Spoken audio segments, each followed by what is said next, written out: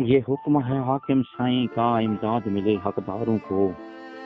یہ حکم ہے حاکم سائیں کا امداد ملے حقداروں کو، بس خان کی کوٹھی کے سائے ملتا ہی رہے حقداروں کو، امداد ملے ملتا ہی رہے، امداد غریب کا حق نہیں، امداد ملے ملتا ہی رہے، امداد غریب کا حق نہیں، امداد کے جھوٹے دعوے ہیں، حقداروں کو کچھ ملتا نہیں،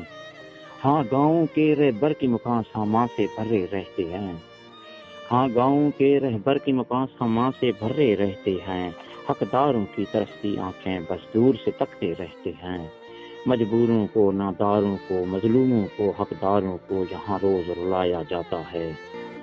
مجبوروں کو ناداروں کو مظلوموں کو حقداروں کو یہاں روز رلایا جاتا ہے، امداد کے نام پر بلوا کر یہاں لائن لگایا جاتا ہے، امداد کے نام پر بلوا کر یہاں لائن لگایا جاتا ہے، بس ایک ایک پیک کے سامان سے لیٹر کھایا جاتا ہے،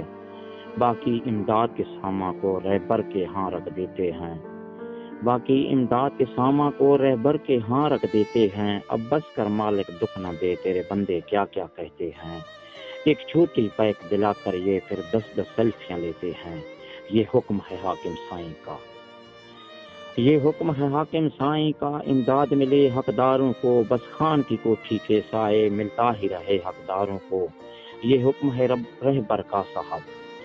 یہ حکم ہے رہبر کا صاحب، ہر دل میں خان کی عزت ہو، جو خان کی شان کا قائل ہو، جو خان کی خدمت لائق ہو، وہ چاہے جتنا لے جائے، یہ حکم ہے رہبر کا صاحب، ہر دل میں خان کی عزت ہو، جو خان کی شان کا قائل ہو، جو خان کی خدمت لائق ہو، وہ چاہے جتنا لے جائے، بس اس پر خان کا سایہ ہو، یہ حکم رہبر کا صاحب، ہر دل میں خان کی عزت ہو، جو خان کی شان کا قائل ہو، جو خان کی خدمت لائق ہو، وہ چاہے جتنا لے جائے، بس اس پر خان کا سایہ ہو، کوئی بتلا دے جا کے حاکم کو، اس قوم کے گمناہ رہبر کو، امداد کے اس دستور پر ہم،